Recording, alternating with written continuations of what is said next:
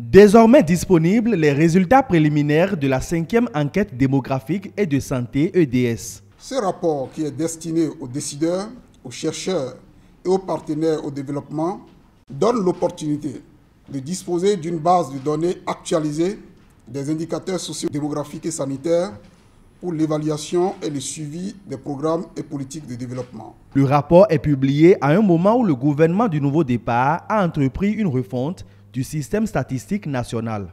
La 5e édition de l'EDS, qui s'est déroulée du 6 novembre 2017 au 28 février 2018, est une enquête rétrospective au cours de laquelle 14 435 ménages, dont 6 892 en milieu urbain et 7 543 en milieu rural, ont été échantillonnés. Le taux de réponse est évalué à 99%, qui est donc très élevé. Les informations recueillies sont représentatives au niveau national du milieu de résidence urbain et rural et dans les 12 départements de notre pays. Les premières tendances de l'EDS fournissent des indicateurs fiables pour la réalisation du projet ARCHE, entendez, assurance pour le renforcement du capital humain.